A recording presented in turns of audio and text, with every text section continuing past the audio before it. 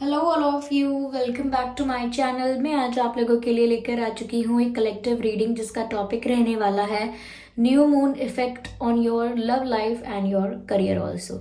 New moon का क्या असर हुआ है आपकी लव लाइफ पर, हम ये जानने की कोशिश करेंगे। क्या कोई एनर्जी चेंज है, क्या कोई शिफ्ट है आपकी लाइफ में, कुछ शिफ्ट हुआ है, हम ये जानने की कोशिश करेंगे। ये रीडिंग जनरल है, कलेक्टिव है, तो हो सकता है कि आप में से कुछ लोगों के साथ रेजोनेट करे, कुछ लोगों के साथ ना करे। हो सकता है एक्यूरेटली रेजोनेट करे या कुछ परसेंट करे। लेकिन अगर आप मुझे सुन रहे हैं और इस वीडियो को देख रहे हैं देन डेफिनेटली इसमें आपके लिए कोई ना कोई आंसर जरूर है। ओके, ये रीडिंग सभी ज़ोडिएक साइंस के लिए है और हर उम्र के व्यक्ति के लिए है।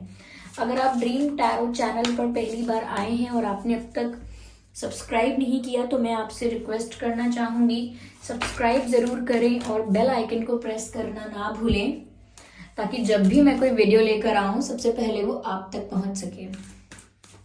ओके, चलिए देखते हैं कि न्यू मून का क्या असर है आपकी लव लाइफ पर एंड योर करियर ऑल्सो। चलिए देखते हैं।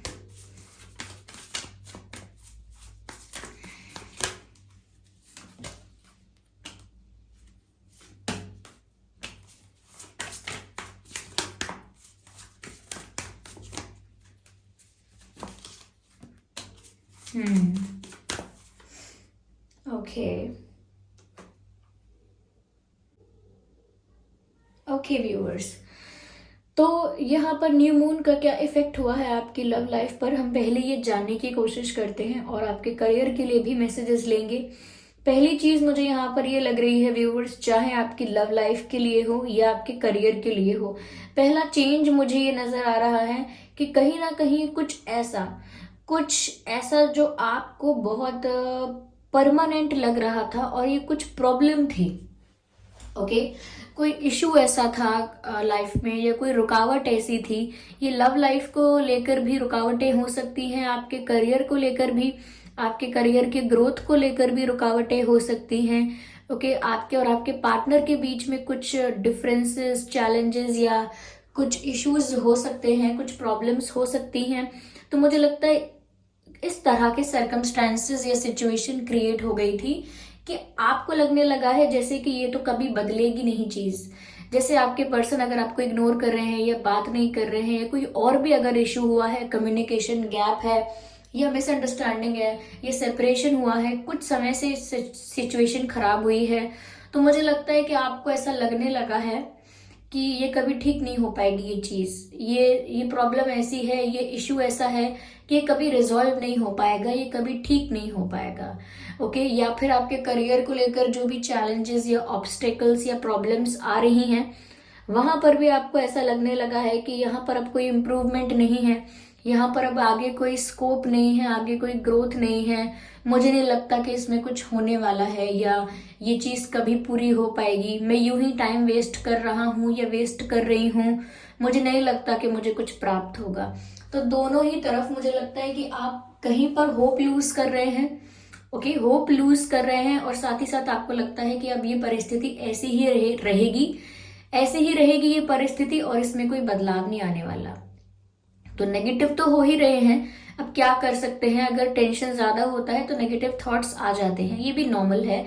तो इसी वजह से आप होप लूज कर रहे हैं। लेकिन यहाँ पर ऐसा लिखा है, ऐसा दिखता है, इस न्यू मून इफेक्ट की वजह से ये शिफ्ट जरूर आपकी एनर्जी में, आपकी खुद की एनर्जी में आप नोटिस करेंगे या फिर आपकी लव लाइफ में, आपके करियर में आप नोटिस कर पाएंगे कि जो चीजें आपको लग रही थी ना कि आगे इसमें स्कोप नहीं है या ये इशू कभी रिजॉल्व नहीं हो पाएगा, वो जरूर हो सकता है। यहाँ पर आपको बताया गया है कि पॉसिबिलिटीज यहाँ पर हैं।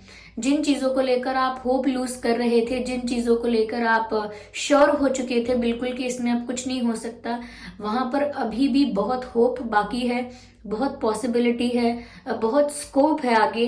यहाँ पर ये मैसेज मिल रहा है। तो इस न्यू मून का जो इफेक्ट है आपकी लव लाइफ और करियर पर वो ये है व्यूअर्स कि चेंजेस सच में एक्सपेक्टेड हैं। Okay, you can expect changes here. Yes, तो यहाँ पर कुछ ऐसा जो आपको लगता था कि ये समस्या नहीं ठीक होने वाली, वो जरूर ठीक हो रही है।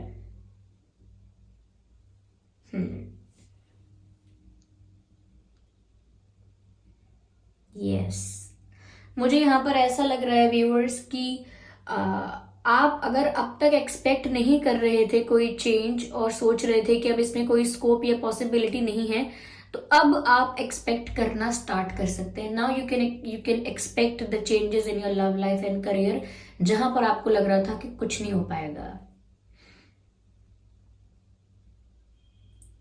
यस, मुझे लगता है व्यूअर्स थोड़ा अगर आपका हार्ट जो है, आपका दिल जो है, आप बहुत ब्रोकन फील कर रहे हैं, ये बहुत सैड फील कर रहे हैं, तो मुझे लगता है किसी टाइप का म्यूजिक आपको हील कर सकता है। किसी को जैज पसंद है, किसी को अपना भारतीय संगीत जो है, क्लासिक म्यूजिक जो होता है, क्लासिक म्यूजिक पसंद है, किसी को सूफी टाइप का म्यूजिक पसंद है। तो ये भी सब क्लासिक म्यूजिक्स हैं। तो आपको एक टाइप ऑफ म्यूजिक है जो सुनकर आपको बड़ी शांति मिलती है, बड़ी ठंडक मिलती है। तो मुझे ऐसा लगता है कि वो जो भी टाइप ऑफ म्यूजिक है जिससे आपको सच में रिलैक्सेशन मिलती है, उसे जरूर सुने। कुछ लोग सब्लिमल्स सुनते हैं, रिलैक्सेशन म्यूजिक्स, बहुत सारे म्यूजिक वीडियोस हैं यूट्यूब पर भी, तो आप वो सुन सकते हैं। लेकिन जिस भी टाइप के म्यूजिक से आपको सुकून मिलता है जरूर सुने, अच्छा रहेगा आपके लिए। और यहाँ पर मुझे ऐसा लगता है व्यूअर्स, न्यू मून इफेक्ट आपके लव लाइफ में ये रोल प्ले कर रहा है कि इमोशनल आप ज्यादा हो जाएंगे। हमेशा ज्यादा इमोशनल होना अच्छा साइन नहीं माना जाता है। ज्यादा इमोशनल आप हो जाएंगे तो ये एक अच्छा असर नहीं है। ओके, इसे हम ये नहीं बोल सकते कि बहुत अच्छी चीज होगी, बहुत अच्छा चेंज है ये कि आप ज्यादा इमोशनल हो जाएंगे। ये अच्छा चेंज नहीं है, ये बुरा चेंज भी नहीं है, लेकिन ऐसा होगा कि आप ज्यादा इमोशनल फील करेंगे, ज्यादा सेंसिटिव हो जाएंगे, छोटी छोटी बातें आपको ज्यादा हर्ट करेंगी। और ऐसा भी हो सकता है कि कुछ बातों को याद करके ही आप इमोशनल हो जाएं।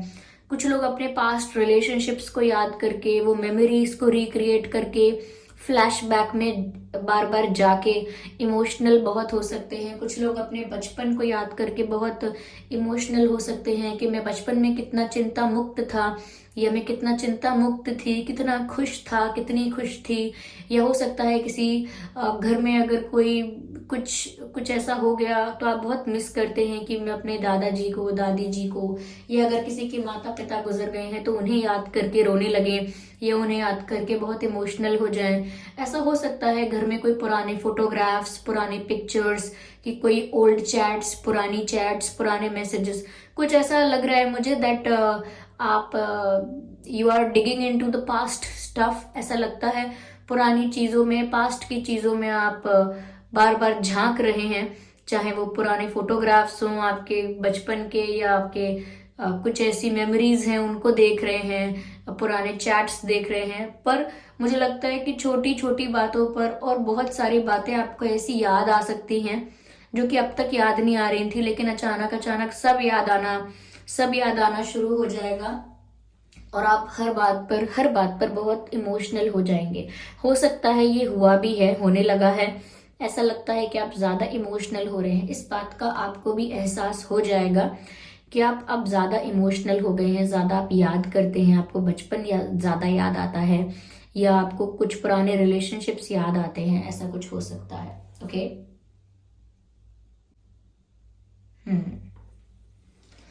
तो देखिए यहाँ पर मैं आपसे कहूंगी कि इमोशनल होना कोई बहुत बुरी बात नहीं है, ठीक है, लेकिन ज्यादा पास्ट के बारे में सोचना और ज्यादा पास्ट में लटक के रहना अच्छी बात नहीं है।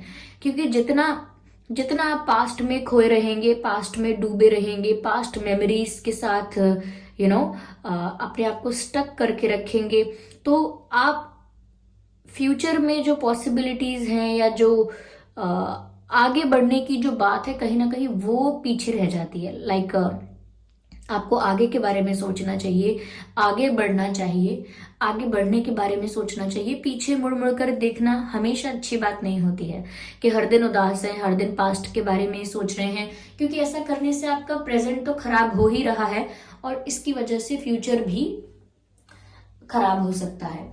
तो इसीलिए हमेशा कहते हैं कि जो व्यक्ति हमेशा हमेशा पास्ट में खोया रहता है वो सदैव दुखी रहता है, और जो व्यक्ति हमेशा भविष्य में खोया रहता है कि क्या होगा, तब क्या होगा, वो कैसे होगा, तो जो व्यक्ति हमेशा भविष्य में खोया रहता है, भविष्य में डूबा रहता है, वो हमेशा चिंतित रहता है, चिंता में रहता है, स्ट्रेस में रहता है, टेंशन लेता है। लेकिन जो व्यक्ति वर्तमान में जीता है, प्रेजेंट में जीता है, अभी जो मोमेंट है उसमें जीता है, वो सदैव खुश रहता है, शांत रहता है, रिलैक्स रहता है। तो यहाँ पर भी व्यूअर्स यही बात है कि आपको पास्ट में ठीक है, एक दिन 2 दिन सोच लिया, इमोशनल हो गए, लेकिन आपको ये अपना नेचर नहीं बनाना है, आपको इस चीज की आदत नहीं डालनी है। Make sure of that, okay. तो यहाँ पर ऐसा लगता है व्यूअर्स जैसे यहाँ पर आपका कोई गोल है, कोई बड़ा सपना भी है, सपने हैं आपके, कुछ गोल्स हैं, और ऐसा हो सकता है कि जैसे आप कुछ अचीव भी करना चाहते हैं, ओके। यहाँ पर ऐसा दिख रहा है, लेकिन मुझे लगता है आपके पास ना प्रॉपर प्लान नहीं है। मुझे लगता है कि आप सपने बहुत देख रहे हैं, सोच बहुत रहे हैं, आपके मन में आइडियाज बहुत आते हैं कि मैं ऐसा करूँ तो मैं वैसा भी कर सकती हूँ, अगर मैं ये सीख जाऊँ तो मैं ये भी कर सकती हूँ, अगर मैंने एक बार ये कर लिया तो फिर वो भी हो जाएगा, ऐसे ऐसे मैं आगे बढ़ पाऊंगा। तो मुझे लगता है आपको विचार तो बहुत आते हैं, आप अपने फ्यूचर के बारे में, अपने करियर के बारे में, फ्यूचर के बारे में कह रही हूँ, फ्यूचर के बारे में मतलब फ्यूचर में करियर क्या होगा, करियर के बारे में, अपने गोल्स के बारे में और कुछ अचीव करने के बारे में सोचते तो बहुत है, लेकिन यहाँ पर मुझे प्रॉपर प्रैक्टिकल प्लान नहीं नजर आ रहा। ऐसा लगता है कि आइडियाज भी हैं, एम्बिशियस आप हैं, लेकिन वो पैशन की कमी है, क्योंकि वो प्रैक्टिकल प्लान इसीलिए नजर नहीं आ रहा क्योंकि पैशन थोड़ा ज्यादा नहीं है।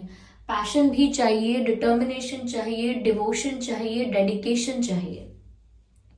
आपका जो भी डिजायर है, आपका जो भी गोल है, उसके लिए आपको डेडिकेटेड रहना होगा, क्योंकि यहाँ मैसेज है कि आपको अपने कंफर्ट जोन से बाहर आना होगा। Step out of your comfort zone, okay. अपने कंफर्ट जोन से बाहर आइए। अगर एफर्ट लेने पड़ते हैं तो एफर्ट लीजिए, हार्डवर्क करना पड़ता है तो वो भी कीजिए, स्ट्रगल करना पड़ता है तो कीजिए, लेकिन अपने कंफर्ट जोन से बाहर आइए और कंफर्ट जोन से बाहर आकर अपने गोल के लिए डेडिकेटेडली हार्डवर्क कीजिए। यहाँ पर डेफिनेटली आपको अच्छे रिजल्ट्स, अच्छे आउटकम्स मिलेंगे। मुझे ऐसा लग रहा है अपने कंफर्ट जोन में ही बैठे बैठे सोचते रहने से कुछ ज़्यादा हासिल नहीं हो पाएगा, इसीलिए कंफर्ट जोन से बाहर जाना पड़ेगा। और मुझे लगता है ये न्यू मून इफेक्ट कहीं ना कहीं आपकी एनर्जी को इस तरह से चेंज करेगा, शिफ्ट करेगा न्यू मून, कि आप खुद भी सोचेंगे कि कब तक मैं ऐसे सोचती रहूंगी या सोचता रहूंगा। अगर मुझे लाइफ में कुछ चेंज करना है तो मुझे एक्शन लेना पड़ेगा, डिसीजन लेना पड़ेगा, अपने कंफर्ट जोन से बाहर जाना पड़ेगा। तो जरूरी नहीं है करियर के लिए ही है ये बात, कुछ चीजें ऐसी होती हैं जिनको हम आदत बना लेते हैं और उसको कंफर्ट जोन बनाकर, उसको अपने कंफर्ट जोन में लाकर जीते रहते हैं, जबकि हम सोचते हैं अंदर ही अंदर कि हमें कोई डिसीजन लेना चाहिए, कोई एक्शन लेना चाहिए, फिर भी अपने कंफर्ट जोन में रहने की वजह से हम नहीं लेते हैं।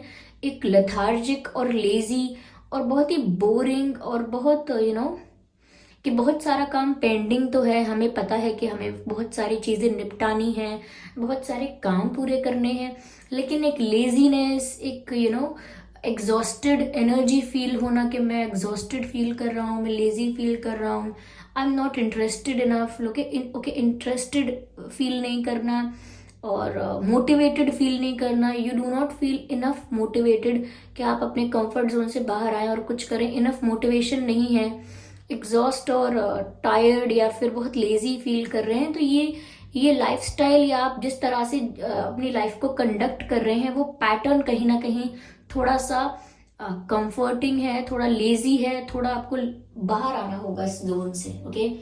ये थोड़े समय के लिए ठीक है, आपने अगर अपने आप को ब्रेक दिया है, रिलैक्स करना चाहते हैं, रेस्ट करना चाहते हैं, लेकिन कुछ पाना है, कोई चेंज देखना है तो कंफर्ट जोन से बाहर आना होगा। यस और बहुत ज़्यादा इमोशनल नहीं होना है। और यहाँ पर पॉसिबिलिटीज, स्कोप लव लाइफ में, करियर में, दोनों में है, तो होप भी लूज नहीं करनी, उम्मीद नहीं तोड़नी है, हिम्मत नहीं हारनी है।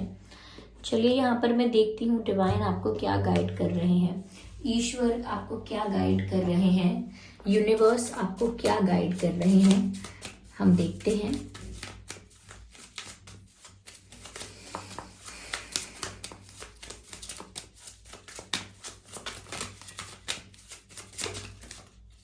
Okay, here we have this card. Oh my God. Thank you so much. Thank you so much. Okay, यहाँ पर कृष्ण जी का कार्ड आया है।